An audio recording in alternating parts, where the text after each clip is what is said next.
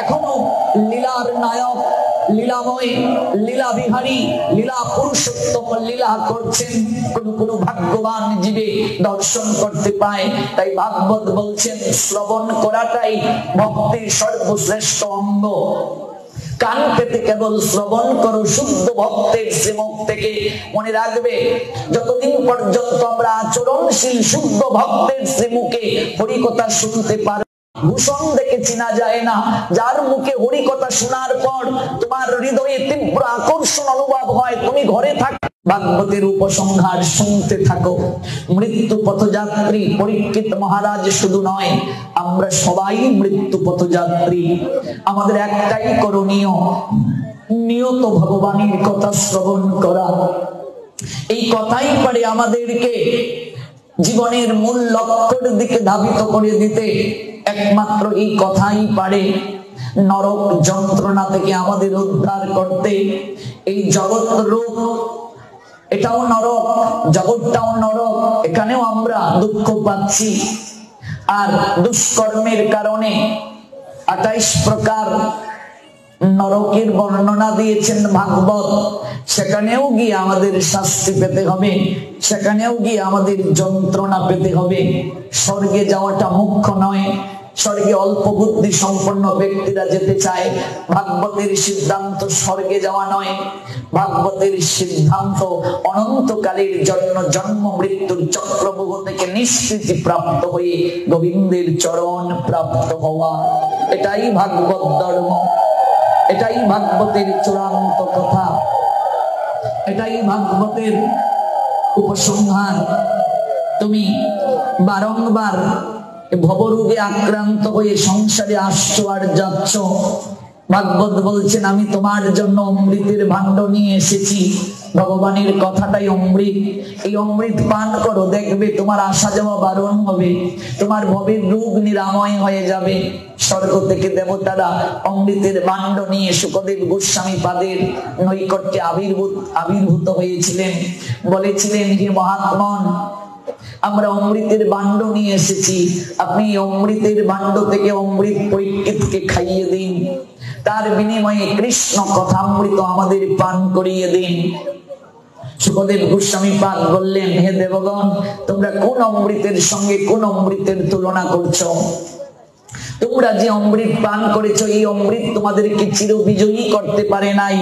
তোমাদেরও একদিন মৃত্যু হবে, কিন্তু পরীক্ষিত যে অমৃত পান করলেন, এই অমৃত জন্ম মৃত্যুর চক্রব্যূহ থেকে অনন্তকালের জন্য নিষ্কৃতি প্রদান করবে। এটাই হলো কৃষ্ণ কথা অমৃত, এটাই ভাগবতের অমৃত। নিয়ত আমাদের এই অমৃত পান করা দরকার, যদি আমরা আসা যাওয়ার চক্রব্যূহ থেকে নিষ্কৃত প্রাপ্ত হতে চাই। এই পৃথিবী থেকে উত্তর দিকে, এটা হচ্ছে ধ্রুবলোক। মনে রাখবে, স্বর্গে যাওয়াটা মুখ্য নয়। আমরা জানি না, আমরা বুঝি না, আমরা উপলব্ধি করি না যে স্বর্গটা কোথায়, স্বর্গের উপরে আর কি কি আছে, এই সম্পর্কে আমাদের অনেকেরই ধারণা নাই। আমরা অনেকে এই বিষয়টা উপলব্ধি করি না, জানারও চেষ্টা করি না। স্বর্গ কামনায় আজকে সনাতনী হিন্দুদেরকে লাভ জিয়াদের করুণ ফাঁদে পড়িয়ে ধর্ম ত্যাগ করানোর ষড়যন্ত্র চলছে। কিন্তু যদি মানুষ জানতো, উপলব্ধি করত যে স্বর্গে অল্প বুদ্ধি সম্পন্ন ব্যক্তিরাই যেতে চায়, স্বর্গ চিরস্থায়ী নয়, এটা চিরকাল থাকার জায়গা না। পৃথিবী থেকে উত্তর দিকে প্রথম হচ্ছে ধ্রুবলোক। ধ্রুব মহারাজের নামানুসারে এই লোকের নাম হয়েছে ধ্রুবলোক। ধ্রুবলোকের উপরে মহরলোক, মহরলোকের উপরে আছে জনলোক, জনলোকের উপরে রয়েছে তপলোক, তপলোকের উপরে রয়েছে সত্যলোক। ভালো করে জানবেন, আগে আপনি যাবেন কোথায়, আপনার গন্তব্যটা কোথায়। আপনি ট্রেনে উঠলেন, টিটি জিজ্ঞেস করছে, বাবু নামবেন কোথায়? আপনি বলছেন আমি জানি না। আপনার গন্তব্য কোথায় আপনি যদি জানেন না, তাহলে আপনি সুস্থ মানুষ নয়, স্বাভাবিক নয়। বাসে উঠলেন, হেল্পার বলছে নামবেন কোথায়, আপনি বলছেন আমি জানি না। আপনি যে মানুষ জীবন পেলেন, যদি আপনাকে কেউ জিজ্ঞেস করে আপনি যাবেন কোথায়। এই যে রথযাত্রা হয়, দেখবে জগন্নাথকে রথে চড়িয়ে টেনে টেনে মাসির বাড়িতে নিয়ে যাওয়া হয়, গুন্ডিচা দেবীর মন্দিরে। গুন্ডিচা দেবীর মন্দিরে 9 দিন জগন্নাথের সেবা হয়, আনন্দ হয়। এরপরে একটা রথ আছে, এটাকে উল্টু রথ বলে, জানেন নিশ্চয়ই। এই উল্টু রথটা কি, এটার তাৎপর্যটা কি? আমরা রথে গিয়ে দড়ি ধরে টানার জন্য পাগল। কে কার আগে দড়ি ধরে টানবে? কে কার আগে কলা ধরবে? দড়ি ধরে টানলেই যেন মনে হয় আমাদের জীবন ধন্য। বিষয়টা এমন নয়। এত দড়ি ধরে টানাটানি করি। এই দড়ি হলো মন, মনকে টেনে রাখো। অথচ মন চঞ্চল, আর আমরা দড়ি ধরে সতত টানছি। তাহলে আমাদের কৃপাটা কি করে হবে? দড়ি তো একটা প্রতীক। জগন্নাথের যে রথ হয়, এই রথ আর দেহ রথের মাঝে কোনো পার্থক্য নেই। দেহটাও একটা রথ। এই রথের রথই আমার আপনার ভিতরে অবস্থান করে আমাদেরকে চালনা করছেন। তিনি যখন রথ থেকে চলে যাবেন, তখন এই রথের আর কোনো মূল্য নাই। পুরীতে 3টা রথ হয়। প্রথমে বলরামের রথ, তারপর সুভদ্রার রথ, তারপর জগন্নাথের রথ। বলরামের রথের নাম তালদোষ কিংবা হলদোষ। রথের চাকা 14টা। 14 চাকা মানে 14 ভুবন। বলরাম গুরু তত্ত্বের পরম আধার। বলরাম বলেন করিতে নিত্যানন্দ, হেন নিতাই বিনিবাই রাধা কৃষ্ণ পাইতে নাই, দৃঢ় করি ধর নিতাইয়ের পায়। নিতাইকে পাশ কাটিয়ে রঘুনাথ দাস গৌরাঙ্গের কাছে যেতে চেয়েছিলেন। 2 বার গেলেন, শান্তিপুরী মহাপ্রভু ফিরিয়ে দিলেন। নিতাই কৃপা ছাড়া, অর্থাৎ গুরু কৃপা বৈষ্ণব কৃপা ছাড়া ভগবানের কাছে যাওয়া যায় না। এই 14টা ভুবন আমাদের আছে। ভুবন কটা? 14টা। এই 14 ভুবনে আপনি বিচরণ করতে পারবেন যদি তত্ত্বদ্রষ্টা গুরু কৃপা প্রাপ্ত হতে পারেন। রথের সারথীর নাম মাতলি, মাতিয়ে রাখবেন গুরুদেব ভক্তির ভুবনে। অতঃপর সুভদ্রা, সুভদ্রা ভক্তি দেবী যুগমায়া, অঘটন ঘটন পতিয়সী। রথের নাম দর্পদলন। রথের উচ্চতা 31 হাত। সুভদ্রার রথের চাকা হলো 12টা জগন্নাথ পুরী ধামে। এই 12 চাকা মানে 12টা মাসের প্রতীক। গুরুদেব ভক্তির বীজ বপন করে দিলেন। 12 মাস আপনি যাজন করুন, আপনি চেষ্টা করুন ভক্তির বীজকে পরিচর্যা বাড়ি দ্বারা অঙ্কুরিত করার, পল্লবিত পুষ্পিত করার। এজন্য সুভদ্রার রথের 12টা চাকা। ভক্তি দেবী সুভদ্রা, ভক্তি হৃদয়ে না আসলে ভগবানকে প্রাপ্ত হওয়া যায় না। ভক্তিতে ভগবান বশীভূত। এজন্য সুভদ্রার পরে জগন্নাথের বিগ্রহ। জগন্নাথ প্রথম নয়, প্রথমে বলরাম, পরে সুভদ্রা, এরপর জগন্নাথ। জগন্নাথের রথের নাম হচ্ছে নন্দীঘোষ কিংবা কপিধ্বজ। রথে চাকা আছে 16টা। 16 চাকা মানে 10টা ইন্দ্রিয়, 6টা রিপুর প্রতীক। 10টা ইন্দ্রিয় কি? চক্ষু, কর্ণ, জিহ্বা, নাসিকা, ত্বক, হাত, পা, মুখ, পায়ু, উপস্থ। 5টা জ্ঞানেন্দ্রিয়, 5টা কর্মেন্দ্রিয়। সেদিন ব্যাখ্যা করেছিলাম পঞ্চপ্রদীপের তাৎপর্য, যে 5টা কেন সলতে হয়, 6টাও তো হতে পারতো। যারা ছিলেন তারা জানেন। এই পঞ্চপ্রদীপ হচ্ছে 5টা জ্ঞানেন্দ্রিয়ের প্রতীক। প্রথম দিন ব্যাখ্যা করেছিলাম।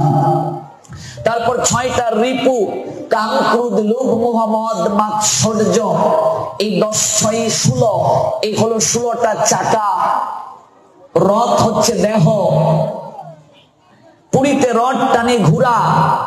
রথটা নির্মিত হয় 206টা কাঠ দ্বারা। বিজ্ঞান গবেষণা করে দেখলো আমাদের শরীরে হাড় রয়েছে 206টা। এই জন্য এই রথ আর দেহ রথের মাঝে no discrimination, part and parcel. শুধু রথে গেলাম, লাফালাম আর কলার ছড়ি দিলাম আর কলা ধরলাম, রথ দেখা কিছুই হলো না। রথের মহিমা উপলব্ধি হলো না যদি তত্ত্ব না জানতে পারি, অনুভব করতে না পারি। রথে উপস্থিত ভগবানকে একবার দর্শন করলে পুনর্জন্ম ন বিদ্যতে। এতবার যাই, চেতনা আসে না। বুঝতে হবে আমার জানা হলো না, তত্ত্ব বোঝা হলো না। পুরীতে রথ টানে ঘোড়া। দেহের ঘোড়া হলো আমাদের ইন্দ্রিয়। রথের ঘোড়া টানে দড়ি। দেহের দড়ি হলো মন। পুরীর রথের সারথীর নাম দারুক, আর দেহরথের সারথীর নাম হলো বুদ্ধি। ভালো করে বুঝুন, দেহটা রথ, এগুলো আছে কোথায়? মুন্ডক উপনিষদে। দেহটা রথ, রথই হলো জীবাত্মা, রথের চালক বুদ্ধি, মন হলো লাগাম, ইন্দ্রিয় ঘোড়া, বিচরণ ক্ষেত্র সংসার ভূমি। ঘোড়া যত দুর্দান্ত গতিতে চলুক না কেন, লাগামটা যদি ভালো করে টানা যায়, তার বেগ দমন করা সম্ভব কি সম্ভব না? মনটাকে যদি কেউ টেনে রাখতে পারে, এই ইন্দ্রিয় রূপ ঘোড়া দুর্দান্ত গতিতে দৌড়াতে পারবে না। আমাদের সবচেয়ে বড় সমস্যা হলো আমাদের মনটাই নিয়ন্ত্রণে নাই। মন আমাদের চঞ্চল। মনকে বশ করা বাতাসকে বশ করার থেকেও কঠিন। অর্জুন বললেন গোবিন্দের কাছে গীতায়, গোবিন্দ উত্তর দিলেন, ক্রমশ অভ্যাস বৈরাগ্যের দ্বারা চঞ্চল মনটাকেও বশ করা যায়। এই জন্য বশ ভগবানের কাছে, তার কথা শোনো, একটু সময় দাও তাকে, 2 মিনিটেই পুজো শেষ। কোন ক্রমে একটু ঘন্টা বাজিয়ে তুলসী পুষ্প দিয়ে দৌড়, এইভাবে হবে না, কিচ্ছু হবে না। একটু বসো তার কাছে, একটু তাকে সময় দাও। এই পৌষ মাঘ মাসের শীতের রাতে কম্বল মুড়ি দিয়ে গার্লফ্রেন্ডের সাথে কথা বলি, কিরে ঘুমিয়েছিস, যেন আলোটা না দেখা যায়, এই জন্য একেবারে লেপ খাতা কম্বল গা দিয়ে ঘুমাচ্ছি। এরকম আমি নিজের চোখে দেখেছি। ফাল্গুন মাসে কেউ লেপ গা দেয়? ফাল্গুন মাসে লেপ মুড়ি দিয়ে ঘুমাচ্ছে, ঘেমে যাচ্ছে। মা বলছে, কিরে এত গরমে ল্যাপ কেন? ল্যাপ রাতে গা দিচ্ছে মা যেন মোবাইলের আলোটা দেখতে না পায়। ঘেমে যাচ্ছে, এরপর বলছে, মা আমার খুব ঠান্ডা লাগছে, শরীরটা খারাপ। ঠান্ডা তো ঠান্ডা নয়, কথা বলছে তার প্রেমিকার সঙ্গে।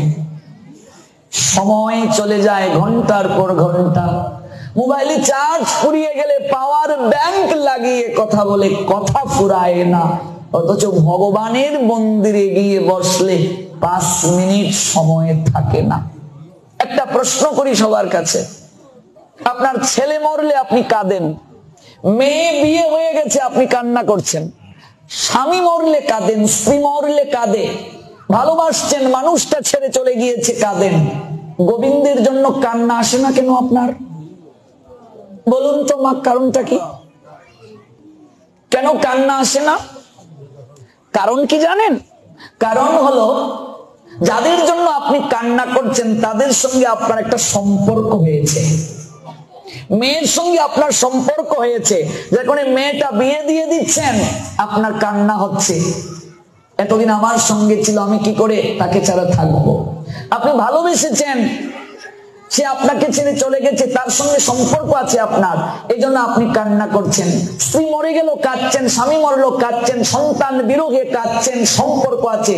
গোবিন্দের জন্য কান্না আসে না, তার সঙ্গে আমার এখনো সম্পর্কই স্থাপন হয় নাই। এই জন্যই তো আমার তার প্রতি অনুরাগ নাই, এই জন্যই তো তার প্রতি আমার ভক্তি নাই। কিছু মানুষ তর্ক করে যে ভক্তি যাজন করতে গেলে এই খাবারের মাঝে এত বাঁশ বিচার কেন, এই কেন সেই কেন। আমি একজনকে বললাম, আমরা আমিষ আহারীকে নিরামিষ করার জন্য আসি নাই, আমরা আসি কেবল হারানো সম্পর্কটা স্থাপন করিয়ে দেওয়ার জন্য।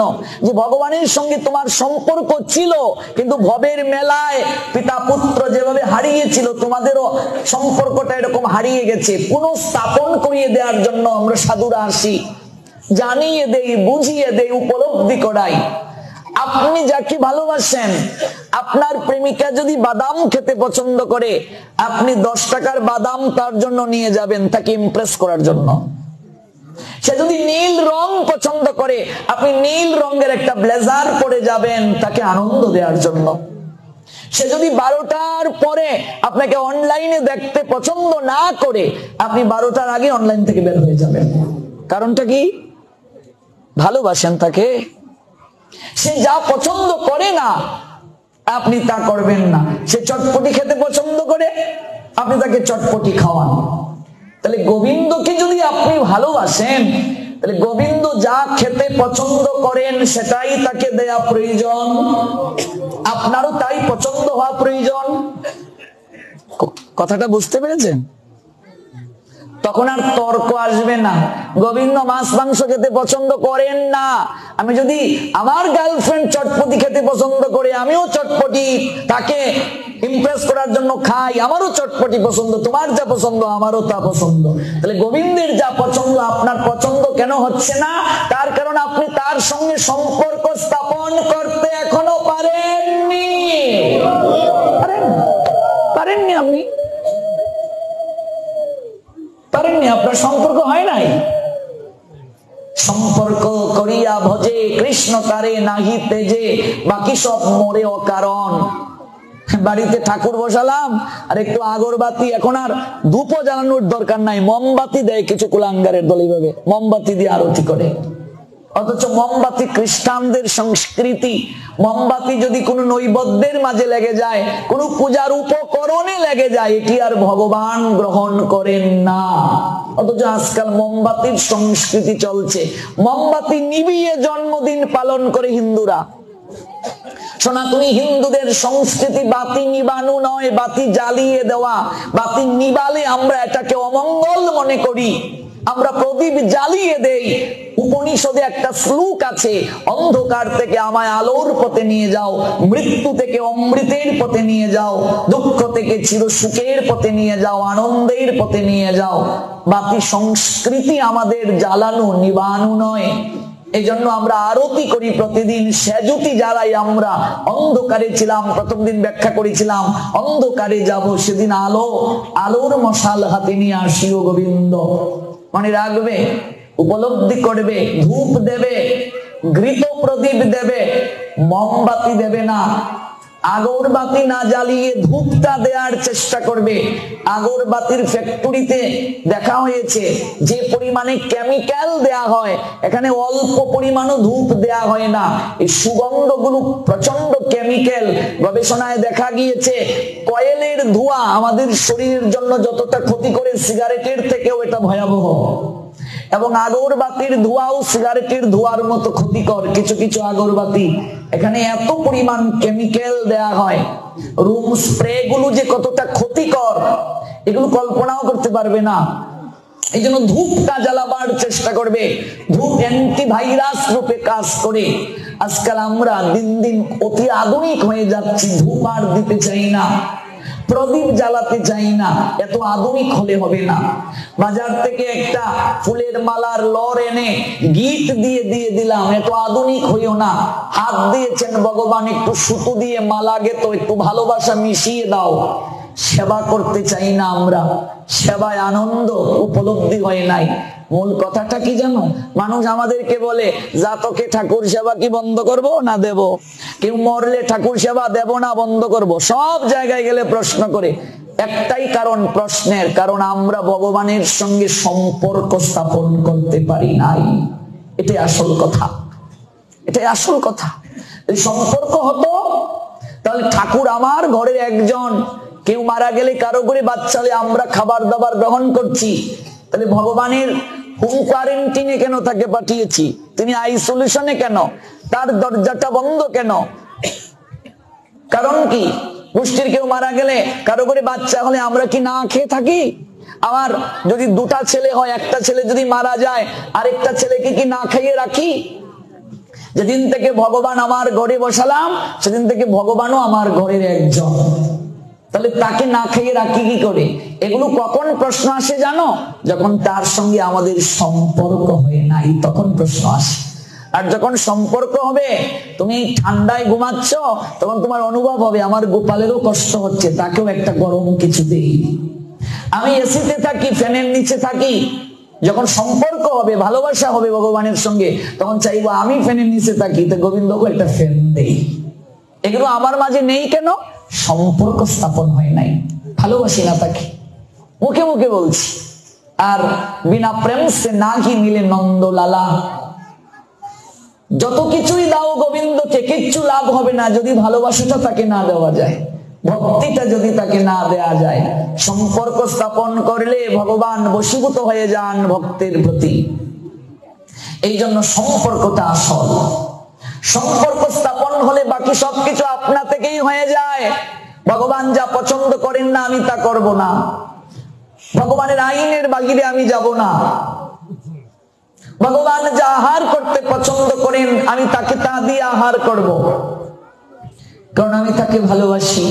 ভালোবাসার মানুষের জন্য সব ত্যাগ করতে পারে, অনেক তো ভালোবাসার মানুষের জন্য, অথচ ভগবানের জন্য সময় নাই, ত্যাগের বাসনা নাই। এই জগৎ সংসারে আমরা যাদেরকে সময় দিচ্ছি, আমরা যাদেরকে ভালোবাসছি, এটা কোনোটাই ভালোবাসা না, এটা কামনার কেবল বুলি, মুখ দিয়া ওড়াচ্ছি। একদিন নষ্ট হয়ে যাবে সকল কিছু। মনে রাখবে, এই জগৎ সংসারে সব নষ্ট হবে, কেবল তিনটা জিনিস নষ্ট হবে না।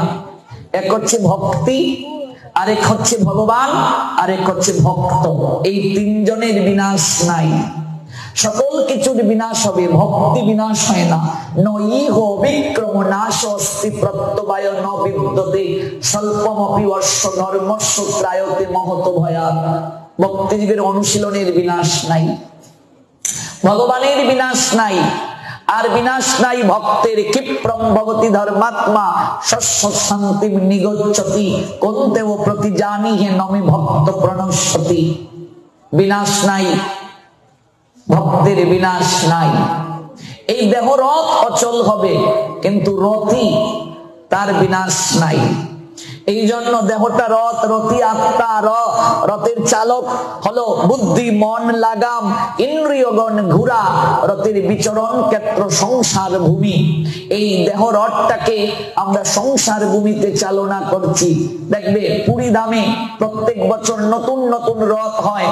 পুরীতে যত জগন্নাথের স্বর্ণ মজুদ আছে, এখনো স্বর্ণের রথ করা যেতে পারে, কোনো ব্যাপার না। কিন্তু প্রত্যেক বছর কাঠ দিয়ে রথ কেন হয়? তার কারণ যারা সৃষ্টি করেছিলেন ইন্দ্রদুম্ন মহারাজ, তাদের মাঝে এই উপনিষদের জ্ঞানটা ছিল। মানুষ রথযাত্রায় এসে যেন অনুভব করতে পারে এই দেহটা রথ, একদিন এটার বিনাশ হবে।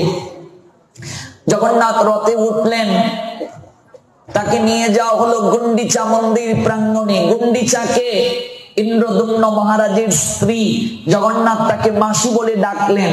কেন মাসির বাড়িতে গিয়ে তিনি থাকেন?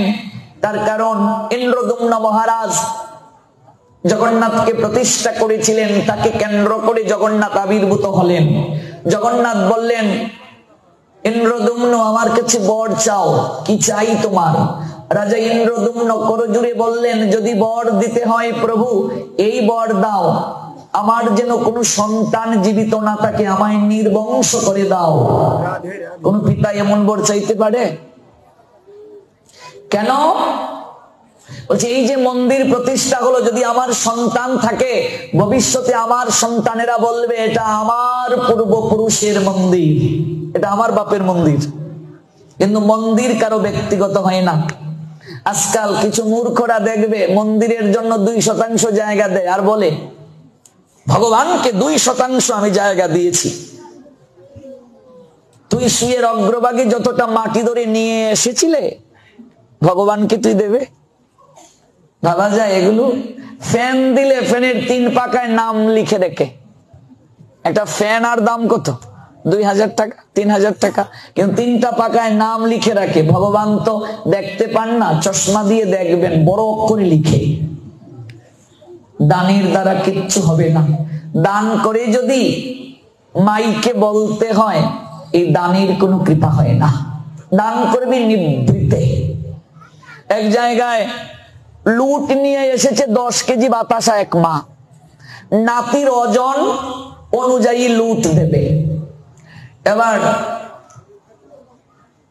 10 কেজি বাতাসা নিয়ে এলো। এবার নাতির নাম বললো, ভাগবতে তুলসী দিলাম। এবার লুটও দেয়া হলো। মা চিৎকার করে বলছে, গোসাই আমার লুট হলো না, আপনি মাইকে বললেন না কেন? তিনি যে 10 কেজি বাতাসা আনছেন, এটা মাইকে কেন বললাম না, এই জন্য ওনার লুটই হয় নাই। মানুষ জানলো না 10 কেজি লুট আমি দিলাম। ভাবা যায়? অনুভব করা যায়? এই দান দ্বারা জীবের কোনো কল্যাণ হবে না। অতি অহংকার দান করায় বলির সুতলে গমন হলো। দাতা হরিশ্চন্দ্র শশাগরা পৃথিবী দান করেও স্বর্গে যাওয়ার আগে রথটা থেমে গেল। নারদ পরীক্ষা করতে এলেন, সবাইকে নিয়ে যখন হরিশ্চন্দ্র স্বর্গে যাচ্ছেন, নারদ এসে বলছেন আপনি এমন কি পুণ্য করেছেন যার প্রভাবে সবাইকে নিয়ে রথে চড়ে স্বর্গে যাচ্ছেন। হরিশ্চন্দ্রের একটু অহংকার এসে গেল, তিনি বললেন আমায় আপনি চিনেন না দেবর্ষি, এই সাগরা পৃথিবী আমি বিশ্বামিত্র মুনিকে দান করে দিয়েছিলাম। দক্ষিণার টাকা সংগ্রহের জন্য আমি চণ্ডালের কার্য নিয়েছি, কারণ দান করলে দক্ষিণা না দিলে কি হয়, দান কি হয়, নিষ্ফল। রাজার কাছে প্রজা কর নিয়ে যাবে, রিক্ত হস্তে যেতে নেই, গুরু গৃহে রিক্ত হস্তে যেতে নেই। অন্তত একটু শাকসবজি নিয়ে যাও, অল্প পারো চাল ডাল নিয়ে যাও, সামর্থ্য না একটা ফল নিয়ে যাও, গুরু গৃহে খালি হাতে যেতে নেই। গুরুদেবকে প্রণাম দিয়ে দক্ষিণা দিতে হয়, সামর্থ্য নাই 5 টাকাই দাও, কিন্তু দিতে হবে। গুরু বৈষ্ণবকে প্রণাম দিয়ে, বৈষ্ণবকে প্রণাম খালি হাতে দিতে নেই। বৈষ্ণবকে গুরুদেবকে প্রণাম এইভাবে দিতে নেই যে নমস্কার, এভাবে নয়। রাস্তায় প্রণামের পরিবেশ নেই সেটা অন্য কথা, কিন্তু প্রণাম মায়েরা গিয়ে পঞ্চাঙ্গে দেবে। যার চরণে মাথা ঠেকালে আশিস লাভ হয়, তার চরণে মাথা ঠেকাতে কৃপণতা করিও না। ভগবানকে প্রণাম দিতে কৃপণতা করিও না, মাথা ঠেকাতে কৃপণতা করিও না। বৈষ্ণবকে খালি হাতে প্রণাম দিতে নেই, সামর্থ্য অনুযায়ী দক্ষিণা দেবে। অর্থই যে দক্ষিণা তা নয়, পারছো না একটা ফল দাও, একটা পুষ্প অন্তত নিয়ে যাও, তার জন্য একটা মালা নিয়ে যাও। ভগবানকে প্রণাম দেবে মন্দিরে, খালি হাতে নয়, সামর্থ্য অনুযায়ী দান বাক্সে প্রণামী দাও, একটু ফল দাও, একটাই ফল নিয়ে আসো। ভাগবতের আসরে খালি হাতে আসতে নেই, অন্তত যদি কিছু না থাকে একটা তুলসী পত্র হলেও নিয়ে আসতে হয়। প্রণাম দিয়ে ভাগবতকে দিয়ে যাবে, একটা পুষ্প নিয়ে আসো, একটা মালা নিয়ে আসো। ভাগবত পাঠ অন্তে অবশ্যই দক্ষিণা দিয়ে যেতে হয় সামর্থ্য অনুযায়ী। টাকা যদি না থাকে কিচ্ছু নেই, অন্তত নয়নের 1 ফোঁটা জল হলেও দক্ষিণা দিয়ে যেতে হবে, নতুবা সেই শ্রবণ নিষ্ফল বলে গণ্য, সেই শ্রবণ তামসিক বলে গণ্য। মন্ত্রহীন, ক্রিয়াহীন, দক্ষিণাহীন যজ্ঞ তামসিক যজ্ঞ বলে গণ্য, কিছুই লাভ হবে না।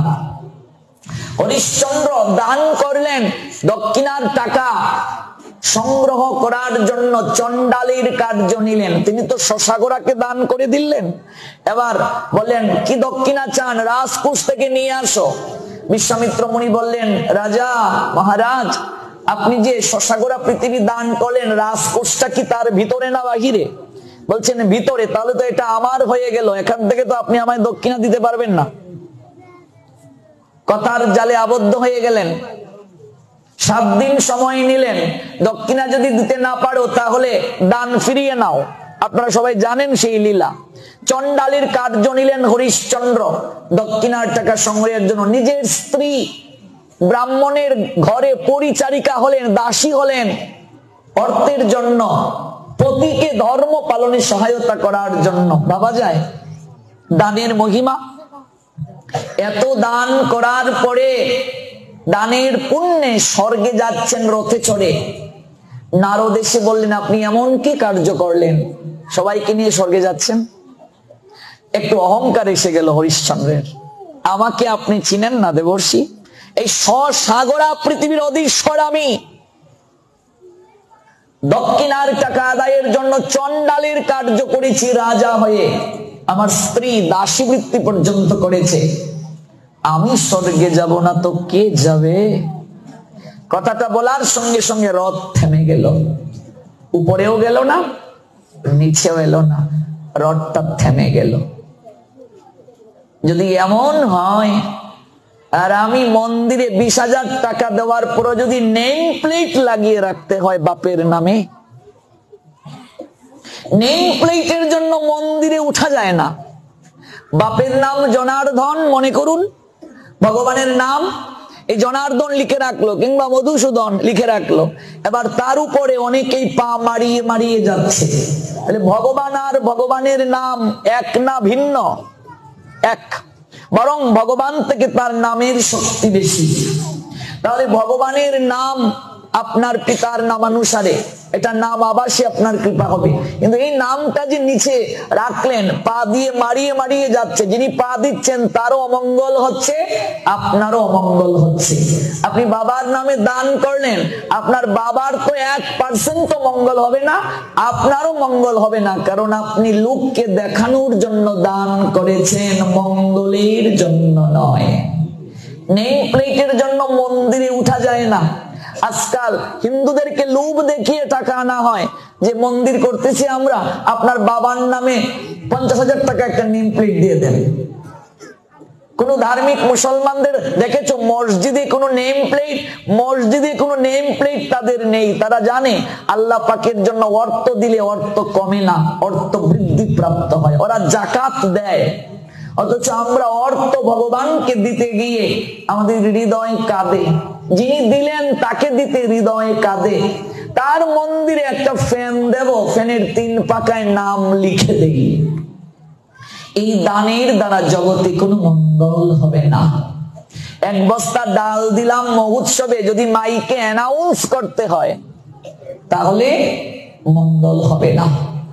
আপনি সেবা করলে মঙ্গল হবে, কিন্তু বলার প্রয়োজন নেই।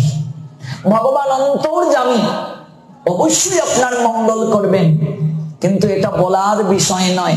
আজকাল রাজনৈতিক নেতা নেত্রী থেকে শুরু করে বিভিন্ন সংস্থা যারা দান করছে, এটা লোক দেখানো, 1% তো তাদের মঙ্গল হবে না।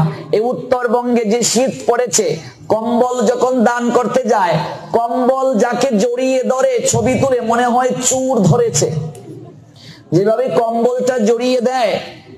এই যে সুনামগঞ্জ আমাদের যখন বিশাল বন্যা হলো, লক্ষ লক্ষ টাকার মালিক যারা, ওরাও তো অসহায়, তখন কিছু নেই, শহরের মাঝে সাঁতার ছিল, ভাবা যায়, মূল শহরে। আমরা তখন না খেয়েছিলাম, অনেকেই না খেয়ে আমরা ছিলাম সুনামগঞ্জবাসী, পেটে ক্ষুধা। কেউ মুড়ি আর খেজুর নিয়ে গিয়েছে, কিন্তু মানুষ লজ্জায় মুড়ি খেজুর আনতে যাচ্ছে না। কেন জানো? আনতে গেলেই ছবি তুলে ফেসবুকে ছাড়া হয়। পেটে ক্ষুধা নিয়ে বসে আছে, কিন্তু কেউ মুড়ি আনছে না। ওরা ভিখারি নয়, ওরা পরিস্থিতির শিকার। এটা আমরা ভুলে যাই। দান করার জন্য যাচ্ছি, মঙ্গলের জন্য, মঙ্গল তো হচ্ছেই না, অজান্তে আরো আমরা পাপ গ্রহণ করছি। গীতা পড়ি না, গীতায় দেখবে 3 প্রকার দানের কথা লেখা আছে, সাত্বিক, রাজসিক, তামসিক। 3 প্রকার দান একটু পড়া দরকার।